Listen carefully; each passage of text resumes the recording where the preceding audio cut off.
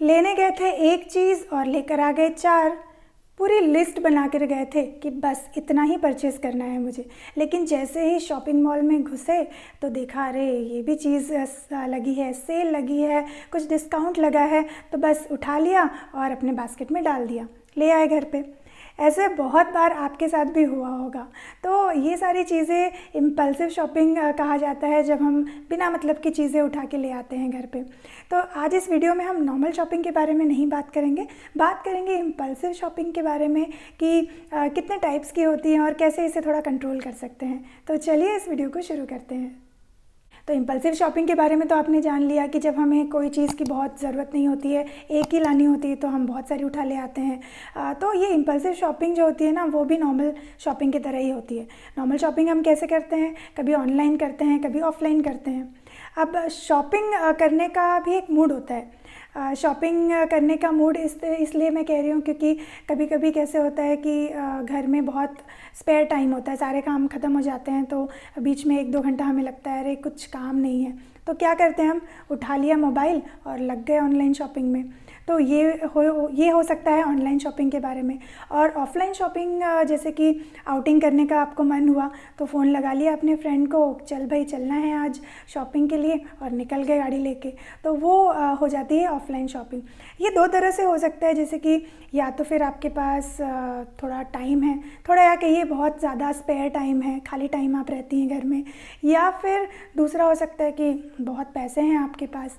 तो अगर पहली बात अगर हम देखें कि बहुत ज़्यादा स्पेयर टाइम है आपके पास और आपकी आदत हो गई है कि चलो मोबाइल उठाया और ई-कॉमर्स वेबसाइट पे लग जाते हैं कि ये भी देख लें, वो भी देख लें, और यार इसमें तो डिस्काउंट है, उस पे तो सेल है। और बहुत बार व्हाट्सएप ग्रुप पे भी देखिए ना, हमें बहुत सारे ग्रुप्स में ऐड कर लिया जाता है, तो उसमें कुर्तीज़, तो साड़ीज़, तो ये ज्वेलरीज, ये सब आते रहते हैं, तो वो भी हम देखने लग जाते हैं। तो खाली टाइम में ये नॉर्मल बात है कि मोबाइल उठा लिया और ई-कॉमर्स वेबसाइट पे लग गए।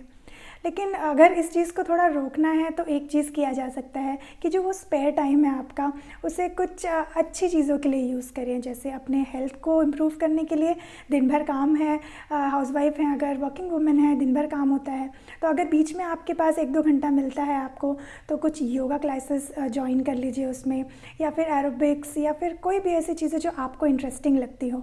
अपने हेल्थ से रिलेटेड अपने हेल्थ पे ध्यान दे सकती हैं। वेट लूज़ करने का एक प्रोग्राम दिमाग में ला सकती हैं कि हाँ भाई ये मुझे करना है। तो इस पर आप जो आपका जो स्पेयर टाइम होगा ना, वो अच्छे के लिए यूज़ हो जाएगा। ऑनलाइन शॉपिंग को रोकने के लिए एक चीज़ और आप कर सकती हैं कि मान लीजिए आपने उसमें अपना कार्ड डिटेल्स फीड किया हो, तो तुरंत जाके उसको अभी का भी डिलीट कर दीजिए। क्योंकि क्या होगा ना कि नेक्स्ट टाइम जब आप इसमें कार्ट में अपने सारे सामान ऐड करेंगी और पेमेंट मोड तक वो आपको लेकर जाएगा, तो आप सोचेंगे कि अरे कार्ड लाना पड़ेगा, उसमें सारी डिटेल्स भरनी पड़ेगी। तो हो सकता है कि वो फ्रैक्शन ऑफ सेकेंड के लिए आप छोड़ दें, कहें अरे यार बाद में देखती हूँ, अभी तो नहीं, कौन जाएगा, वार्डरोब खोलेगा और कार्ड लेके आएगा और डिटेल्स भरेगा, तो वो छोड़ देते हैं हम लोग। और अगर मान लीजिए आपको कैश ऑन डिलीवरी का भी ऑप्शन मिले उस पर, तो बहुत बार कैश ऑन डिलीवरी हम कर देते हैं कि देखा जाएगा, बाद में पैसे देना है, तो अभी तो कोई चिंता नहीं है। तो इसमें क्या होगा, कैश ऑन डिलीवरी मैं कहूँगी सबसे बेटर रहेगा कि आप सिलेक्ट करिए, क्योंकि वो जो समय होता है जब हम ये सारी चीज़ें ऑर्डर कर देते हैं, कैश ऑन डिलीवरी आने में भी टाइम लगता है, 5-6 दिन अगर लग जाते हैं, मान लीजिए 2-3 दिन आपके यहाँ लगते होंगे, तो उस समय वो जब समय कट जाता है तो नेक्स्ट डे हो सकता है आप सोचें कि अरे कल मैंने ये शॉपिंग की थी पर इसकी ज़रूरत नहीं थी मुझे, तो जाके आप वो शॉपिंग, अपना ऑर्डर जो दिया है आपने, वो कैंसिल भी कर सकती हैं। दूसरी अगर बात की जाए कि बहुत ज़्यादा पैसा है आपके पास, तो मेरा तो ये सजेशन रहेगा कि अगर आप एक हाउसवाइफ है या वर्किंग वुमेन है, तो आप भी अच्छा खासा इन्वेस्टमेंट कर सकती हैं। अच्छी अच्छी चीज़ों पे इन्वेस्ट करिए। स्टॉक मार्केट है, देखिए वहाँ भी आप इन्वेस्ट कर सकती हैं। आपका खुद घर बैठे आप कुछ बिज़नेस स्टार्ट कर सकती हैं, पार्ट टाइम जॉब कर सकती हैं। और दूसरी चीज़ है कि एक पिगी बैंक, गुल्लक देखा है ना बच्चों के पास होता है, बचपन में हम भी मिट्टी का गुल्लक लाया करते थे। तो ऐसा करिए कि मंथ के स्टार्टिंग में ही अगर आपको लगता है कि सेविंग आप 1000 करने वाली हैं, तो इस मंथ स्टार्टिंग में 2000 डाल दीजिए उसमें। तो ये जो एक्स्ट्रा मनी आपके पास बचेगी, तो वो सीधे वो पिगी बैंक में चली जाएगी, और आपको जब मन करेगा कभी ये शॉपिंग करने का इम्पल्सिव, तो वो आप नहीं कर पाएंगे क्योंकि कैश ही नहीं रहेगा। तो ये भी एक अच्छा तरीका है कि आप अपने आप को कंट्रोल कर सकती हैं। फिर आते हैं कि बहुत बार होता है कि हमें बहुत सारे ईमेल्स भी आते हैं कि ये वेबसाइट पे इतना डिस्काउंट चल रहा है, ये सेल चल रही है, वो सेल चल रही है। तो उसे भी जाके आप नीचे जाके ना अनसब्सक्राइब का एक सेक्शन होता है, उसको जाके अनसब्सक्राइब कर दीजिए, क्योंकि बहुत बार इस ईमेल के थ्रू भी हम बहुत सारी वेबसाइट्स पे पहुंच जाते हैं और देखने लगते हैं, टाइम पास करने लगते हैं स्पेयर टाइम में।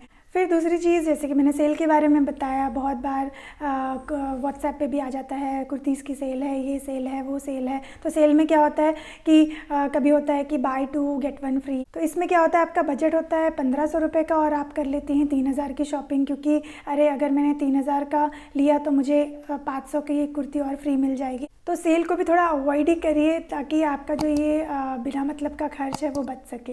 फिर आप ग्रॉसरी में भी इसको कर सकती हैं, जैसे कि ग्रॉसरीज़ भी मंथली हम बहुत सारा कभी कभी उठा के ले आते हैं। अगर मान लीजिए फॉर एग्ज़ाम्पल कोई दाल है तो उसको 1 kg ही आपको लगनी है, तो आपने 2 किलो लेकर आ गए, तो होता क्या है, मंथ में आपको इतनी ज़रूरत तो होती नहीं है, पड़ी रह जाती है और कभी कभी उसमें कीड़े भी लग जाते हैं, वेस्ट हो जाता है, सामान तो वेस्ट होता है, पैसा भी वेस्ट होता है। तो ये सब करने से अच्छा है कि आप जितना आपका मंथली आपने बनाया है लिस्ट में, उतना ही जाके शॉपिंग करिए, उतना ही लेके आइए, क्योंकि आपसे अच्छा अपने घर को कौन जानता है। आप जानते हैं कि घर में कितना लग सकता है एक महीने में। तो ये सारे टिप्स आपको कैसे लगे मुझसे ज़रूर शेयर करिएगा कमेंट बॉक्स में। उम्मीद है आपको मेरा ये वीडियो पसंद आया होगा। Thank you, keep smiling.